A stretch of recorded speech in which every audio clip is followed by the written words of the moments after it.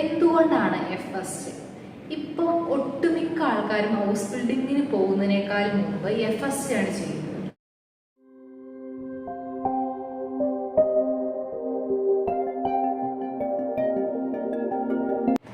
Hello, എല്ലാവർക്കും നമ്മുടെ പുതിയ വീഡിയോയിലേക്ക് സ്വാഗതം. അപ്പം എല്ലാവരും ഹാപ്പി ആയിട്ട് സേഫ് ആയിട്ട് ഇരിക്കുന്നു വിശ്വസിച്ച് ഞാൻ ഇന്നത്തെ വീഡിയോ തുടങ്ങുവാണേ. ഇന്നത്തെ വീഡിയോ എന്ന് പറയുന്നത്, ഇപ്പോൾ എല്ലാ ആൾക്കാരും തന്നെ ഹൗസ് ബിൽഡിങ് ചെയ്യുന്നതിനേക്കാളും മുമ്പ് FST ചെയ്യുന്നു. അപ്പോൾ എന്തുകൊണ്ടാണ് FST എല്ലാ ആൾക്കാരും തുടക്കത്തിൽ ചെയ്യുന്നത് എന്നാണ് ഇന്നത്തെ വീഡിയോയിൽ. ഇത് എൻ്റെ ഒരു അഭിപ്രായമാണ്, ഞാൻ ചിന്തിക്കുന്ന കാര്യമാണ്. ഇപ്പോൾ എല്ലാവരും പോകുന്നുണ്ടല്ലോ ജർമ്മനിക്ക്, അതും FST തിരഞ്ഞെടുത്തിട്ടാണ് പോകുന്നത്. അപ്പം അത് എൻ്റെ ഒരു ചിന്താഗതി, ഞാൻ ചിന്തിച്ചു കൂട്ടിയ കാര്യങ്ങളാണ് ഇന്നത്തെ വീഡിയോയിൽ പറയാൻ പോകുന്നത്. തെറ്റെന്തെങ്കിലും ഉണ്ടെങ്കിൽ നിങ്ങളൊന്ന് ക്ഷമിച്ചേക്കണേ. തെറ്റായിട്ട് എന്തെങ്കിലും പറയുവാണെങ്കിൽ കമൻറ്റിലൊന്ന് പറയുവാണെങ്കിൽ അത് എനിക്കും കൂടെ തിരുത്താൻ പറ്റും, എൻ്റെ ഓഡിയൻസിനും അത് തെറ്റ് തിരുത്താനും പറ്റും കേട്ടോ. അപ്പം നമുക്ക് നേരെ വീഡിയോയിലേക്ക് പോവാം. അപ്പം എന്താണ് FST എന്ന് നമുക്ക് ആദ്യം അറിയാം. FST എന്ന് പറയുന്നത് ഒരു സോഷ്യൽ യാറാണ്. എന്ന് വെച്ച് കഴിഞ്ഞാൽ ഫ്രൈഫീലിഗൻ സോഷ്യാലിസ് യാർ എന്നാണ് FST എന്ന് പറയുന്നത്. പിന്നെ അടുത്തത്, എത്ര വർഷമാണ് FST നമ്മൾ ചെയ്യുന്നത്? പൊതുവെ 6 മാസം തൊട്ട് 18 മാസം വരെ ചെയ്യുന്നുണ്ട്. എന്നാൽ മിക്ക ആൾക്കാരും തന്നെ ഒന്നെങ്കിൽ 6 മാസം ആകുമ്പോൾ നിർത്തും, ഇല്ലെങ്കിൽ 12 മാസം ആകുമ്പോൾ നിർത്തും.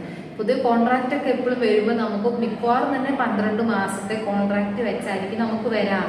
പിന്നെ അത് ആൾക്കാരത് ഇടയ്ക്ക് വെച്ച് ഡ്രോപ്പ് ചെയ്ത് 6 മാസമൊക്കെ ആക്കാറുണ്ട്. പിന്നെ അടുത്തതെന്ന് പറയുമ്പോൾ, എന്തുകൊണ്ടാണ് ഇപ്പോൾ ആൾക്കാർ ഈ FST തിരഞ്ഞെടുക്കുന്നത്? ഹൗസ് ബിൽഡിങ്ങിന് പോകാതെ ഹൗസ് ബിൽഡിങ്ങിന് കയറുന്നതിന് മുമ്പ് എന്തുകൊണ്ടാണ് FST ചെയ്യുന്നത്?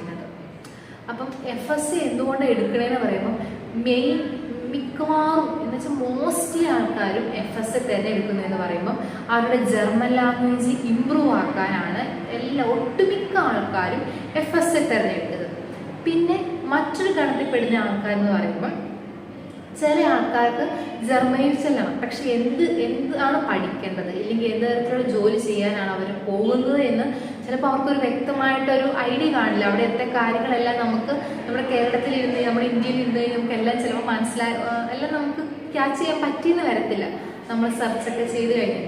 അപ്പം നമ്മൾ എന്ത് ചെയ്യും, നമുക്ക് ഒരു FST എടുത്ത് കയറി പോവുകയാണെങ്കിൽ അവിടെ ചെന്ന് നമുക്ക് ഈ ഒരു 1 year വർഷം ഉണ്ടല്ലോ, ആ വർഷത്തിൽ നമുക്ക് അവിടെ ചെന്ന് ബാക്കി കാര്യങ്ങളൊക്കെ അന്വേഷിച്ച് നമുക്ക് കണ്ടെത്താം നമ്മൾ ഏത് മേഖലയിലേക്കാണ് നമ്മൾ പോകാൻ ആഗ്രഹിക്കുന്നത്. ഹോട്ടൽ മാനേജ്മെന്റ് പഠിക്കാൻ, അങ്ങനെ ഏത് വിഭാഗത്തിൽ പെടാനാണ് നമുക്കിപ്പോൾ ഇവിടുന്ന് നമുക്കൊരു ഐഡിയ കാണില്ല. പക്ഷെ അവിടെ ചെല്ലുന്ന നമ്മൾ ഒരു വർഷം നിന്ന് കഴിയുമ്പോഴത്തേക്ക് നമ്മൾ തിരഞ്ഞെടുക്കും നമുക്കുള്ള മേഖല. അപ്പം അതുകൊണ്ടാണ് മെയിൻലി ഒത്തിരി ആൾക്കാരെ FST ചെയ്യുമ്പോൾ നമ്മുടെ ലാംഗ്വേജ് ഇമ്പ്രൂവ് ആക്കാൻ പറ്റുന്ന ഏറ്റവും നല്ലൊരു ഓപ്ഷനാണ് FST. കാരണം നമ്മൾ ഇവിടുന്ന് എക്സാം എഴുതി B2 ഇപ്പോൾ 2 മൊഡ്യൂൾ വെച്ച് കയറി പോകുന്ന ഒത്തിരി ആൾക്കാരുണ്ട്. അപ്പം നമുക്ക് അവിടെ ചെന്ന് നമ്മൾ എക്സാം എഴുതി പാസ്സാകണ്ടേ? കാരണം 2 മൊഡ്യൂളും കൂടെ കിടക്കുമല്ലേ. പിന്നെ നമുക്ക് ആകെ 4 മൊഡ്യൂളാണോ ഉള്ളത്, അതെല്ലാവർക്കും അറിയാവുന്ന കാര്യമല്ലേ.